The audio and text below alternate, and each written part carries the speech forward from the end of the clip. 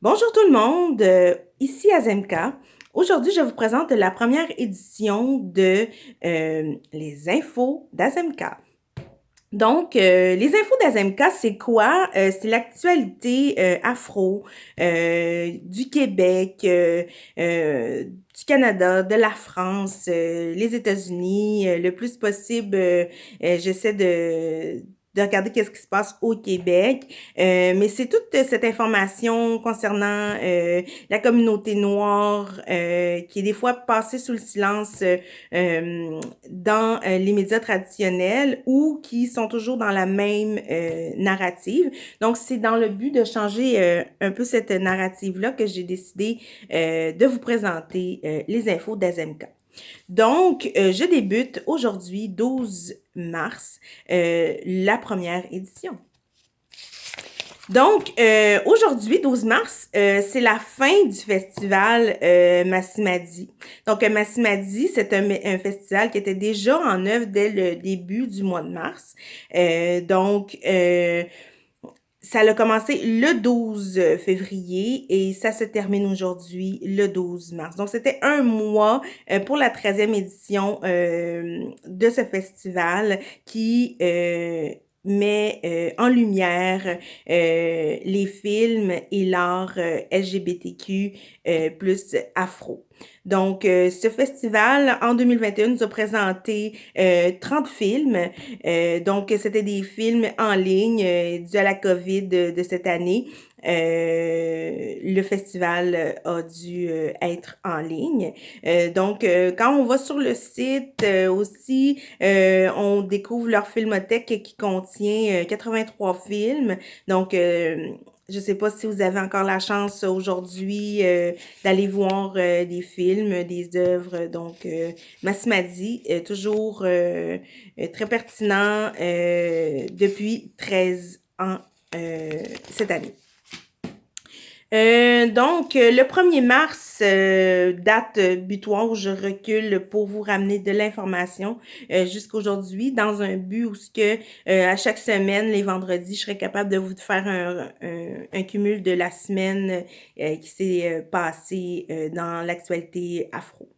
Donc, le 1er mars, ici, première, nous présentait Yacine Cissé, présidente de l'Association des étudiants afro-caribéens de l'Université Laurentienne en Ontario et aussi membre du mouvement Black Lives Matter de Sudbury. Donc, Yacine Cissé à ici première nous laisse entendre un projet quand même audacieux, la fin du racisme en 2023. Donc, c'est une entrevue que vous pourrez réécouter en allant sur le site de ici Radio-Canada Première. Dans l'article que j'ai lu, elle nous disait il suffit un peu de reconnaissance de la part du gouvernement. Donc, ce serait une des façons qu'elle a mentionné dans son article, car aussi dans son article mentionne que c'est le gouvernement qui a les structures nécessaires pour faire les changements souhaités. Donc, ensuite de ça, toujours le 1er mars, on se transporte maintenant au Cameroun avec un brevet qui a été demandé par une équipe camerounaise, un brevet pour Capros. Capros, c'est un kit automatique de protection sanitaire. L'équipe camerounaise avait déjà présenté son projet d'innovation au Salon africain de l'innovation technologique en octobre dernier, dont il avait gagné le Grand Prix. Donc, on pouvait lire dans l'article de Mosaïque Guinée en date du 1er mars qu'ils étaient très confiants par rapport à ce brevet, par rapport à l'avenir de ce brevet. Donc, vous pourrez aller en lire davantage dans Mosaïque Guinée. Le 2 mars, nous avons NBC Washington qui nous avait une capsule par rapport à 3 auteurs féminins qui ont lancé respectivement un livre avec des images positives d'enfants afro-américains dans les histoires. Donc, on a Curls, Mean COVID et Smart Like Alex. Donc, dans cette capsule du NBC Washington, on a un entretien avec ces trois auteurs qui nous expliquent la raison pour laquelle ils ont décidé d'écrire un livre. Somme toute, ça se rejoint toujours avec la représentation, mais je vous invite à aller écouter cet extrait. Puis j'en profite aussi pour souligner le travail de Librairie Racine que nous sommes très fiers d'avoir au Québec. C'est dans le quartier Montréal-Nord, je crois qu'ils vont déménager peu dans le dernier article que je lisais. Il parlait des plazas Saint-Hubert, je ne sais pas si c'est fait. Le 3 mars, on a le rappeur américain Adrian Young qui a lancé son album The American Negro, donc l'expérience noire selon l'article que j'ai lu par rapport à ça. Donc, bonne écoute aux amateurs de ce genre musical.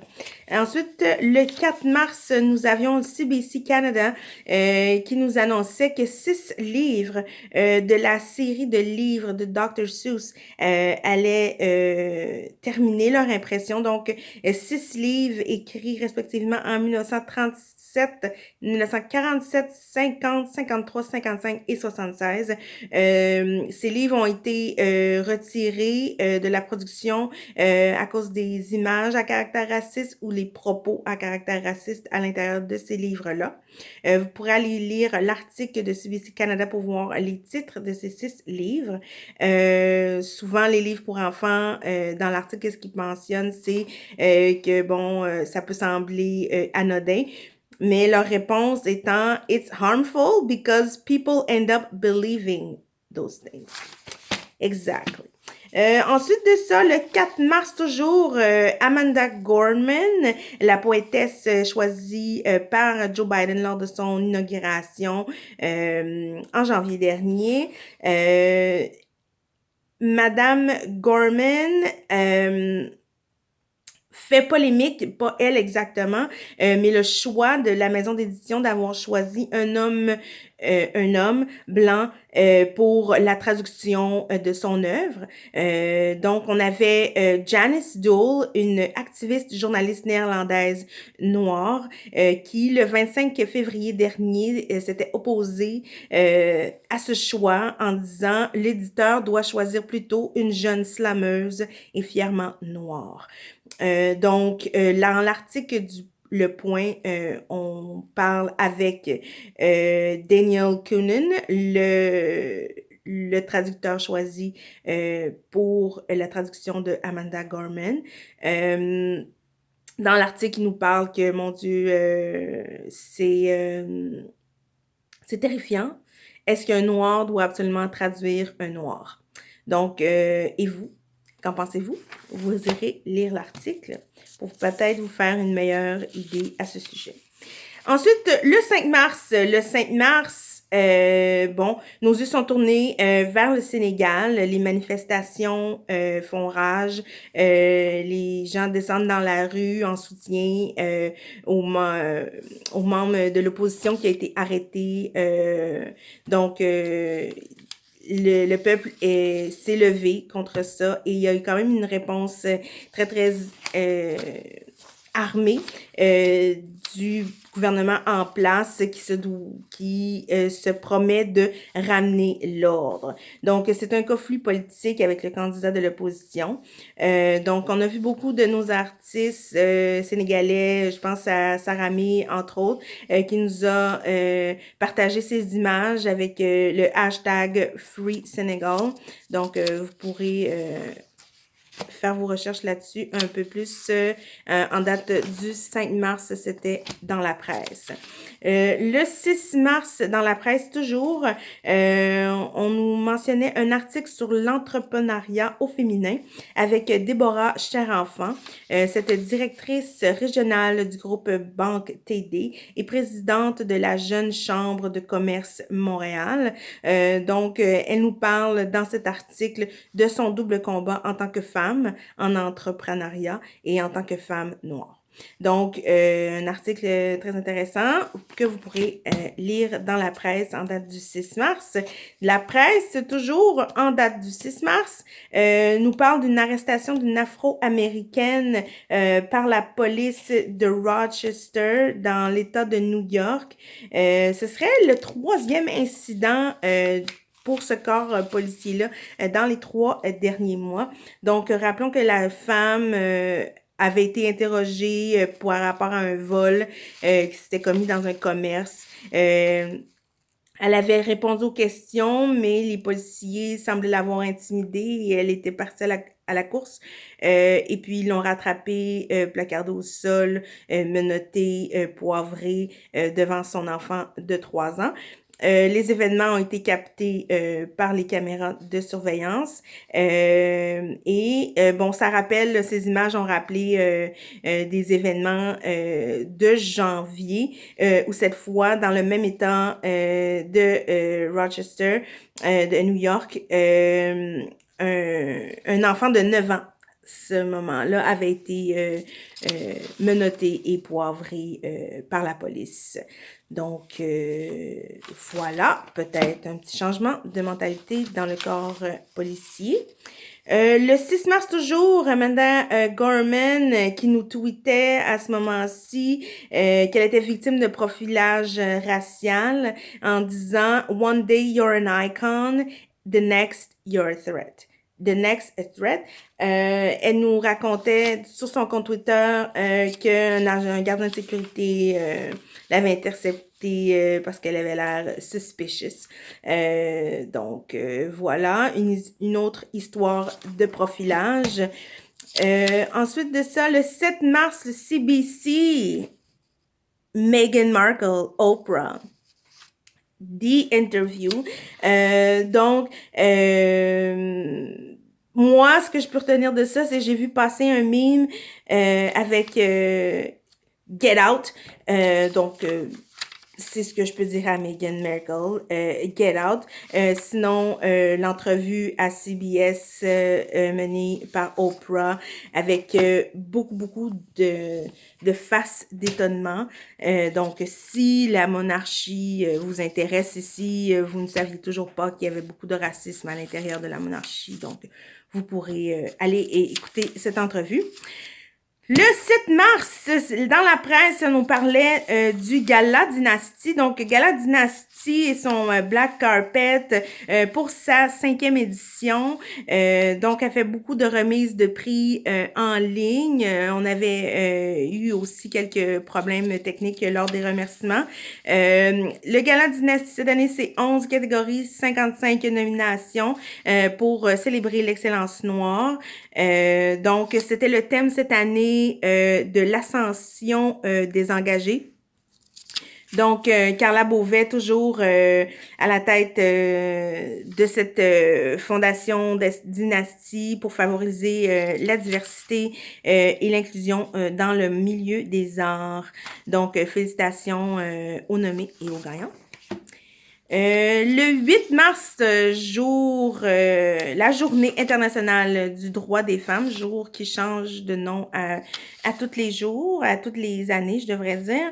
Donc, je suis très chargée médiatiquement cette journée-là. Malheureusement, dans les journaux, il y avait peu de titres avec des femmes, bizarrement.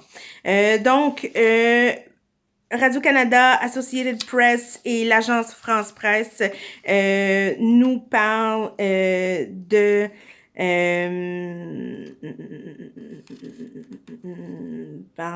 c'est ça, du début du procès de George Floyd. Donc, le début du procès pour le meurtre de George Floyd, pardonnez-moi. Donc, c'est Derek Chauvin, le policier de 44 ans de Minneapolis, qui, le 25 mai dernier, avait assassiné sous nos yeux George Floyd. Donc, son procès a débuté. Malheureusement, là, ça a été déjà repoussé pour la sélection du jury. On parle aussi là d'avoir débuté là en queue de poisson ce procès. Donc en espérant que pour le reste ça va mieux se dérouler. Le juge a été ordonné par la Cour d'appel de reconsidérer la possibilité d'ajouter un chef d'accusation à Derek Chauvin, c'est-à-dire le meurtre au 3e degré, une accusation qui s'ajouterait à meurtre au 2e degré et à homicide involontaire coupable. Donc, voilà pour cette portion de la journée du 8 mars. Ensuite, il y avait aussi aux États-Unis, encore une fois, the Georgia House of Representatives qui a décidé de retirer sa loi du Citizen Arrest. Cette loi du Citizen Arrest qui avait coûté la vie à Ahmaud Arbery, ce jeune homme qui avait été arrêté et ensuite de ça, à la suite d'une altercation avec le Citizen, avait été shot dead. Donc, il y a Gloria Fraser, une démocrate, qui nous dit We have an opportunity to honor Ahmaud by shifting the narrative and making the statement that the state of Georgia is committed to the just and fair treatment of every one of its citizens. Donc, voilà pour The State of Georgia. Le 8 mars, toujours, Le Devoir nous parle d'un chauffeur de taxi d'origine africaine qui œuvre au Saguenay, Marcelin Gabazaï. Donc, voilà, vous pourrez aller lire l'article si cela vous intéresse. Ensuite de ça, on tombe au 9 mars. Le 9 mars, Télérama en France sur Canal+ nous présente tout simplement Noir, à la recherche de l'identité noire en France. Le réalisateur Jean-Pascal Zadi et John Wax. Donc, c'est un film qui est en lice pour le César du meilleur premier film. Donc, là, je sais pas s'il y a d'autres diffusions. C'était en date du 9 mars. Le 9 mars, toujours, le NHL Journal, où, bon, c'est un site qui nous parle à l'initiative du 7e joueur du Canadien de Montréal, le NHL. Le Canadien de Montréal avait fait une initiative durant le mois de l'histoire des Noirs. Ils ont sélectionné 2 jeunes noirs très actifs dans la communauté et ils les ont récompensés avec cet article, les lauréats joueurs d'impact. Donc, nous avons Tiffany Callender et Ernest Edmond. Donc, 2 jeunes de la communauté qui sont très, très impliqués, qui ont un parcours très étonnant. Donc, vous pourrez aller lire cet article du 9 mars avec le 7e joueur de la NHL. Ensuite de ça, le 10 mars, c'était le lancement de la programmation Festival de films Black d'Ottawa. Ils sont à leur première édition. Montréal, c'est la 16e édition. Halifax, la 5e édition. Donc, on a lancé la programmation en ce 10 mars pour un festival qui aura lieu du 25 au 28 mars prochain. Donc, vous pourrez aller voir avec la Fondation Fabienne Colas, tout ça, toutes les informations sont sur le site. Ensuite de ça, il y a Marvel Disney aussi qui nous a lancé le preview avec Anthony Mackie dans la suite de la reprise du bouclier du Captain America. Donc, ils vont sortir une série sur Disney Plus le 19 prochain. Serez-vous à l'écoute? Et avez-vous vu la bande-annonce? Le 10 mars, toujours ici, Radio-Canada Première, nous faisait découvrir qu'on a en Saskatchewan un programme Osons le mieux vivre communautaire. Donc, c'est une série de modules par rapport au vivre ensemble des communautés racisées francophones de Saskatchewan. Donc, il y a 4 organismes communautaires qui essaient de répondre aux plaintes de racisme, de malveillance et d'intimidation en offrant ces capsules. Vous pourrez aller écouter l'entrevue sur Ici Première, qui était en date du 10 mars. Ensuite, aux États-Unis, le 10 mars aussi, Michael Reagan devient le premier homme noir à être nommé à la tête du l'Environmental Project Agency. Ouais, c'est ça. Ensuite de ça, le 11 mars toujours, Métro Montréal nous fait un topo des femmes noires au front contre la COVID-19. Ils font une entrevue avec Marie-André Ulysse, qui est coordonnatrice régionale en prévention et contrôle des maladies infectieuses. Nous parle de son parcours de 30 ans sur le terrain et tout ça, de voir aussi la corrélation avec dans les communautés, qu'est-ce qui s'est passé quand on pense que une femme sur 3, une femme noire sur 3 au Canada œuvre dans le domaine de la santé, puis quand on est haïtienne, c'est une femme sur 2. Donc, c'est sûr que quand ces femmes retournent dans leur quartier qui parfois offrent des logements qui sont moins bien aérés, donc la contamination, tout ça. Donc, on parle de ça dans cet article du 11 mars dans Métro Montréal. Donc, le temps presse. Donc, on se retrouve la semaine prochaine pour une autre édition des infos d'Azemka. Donc, merci d'avoir été à l'écoute et partagez.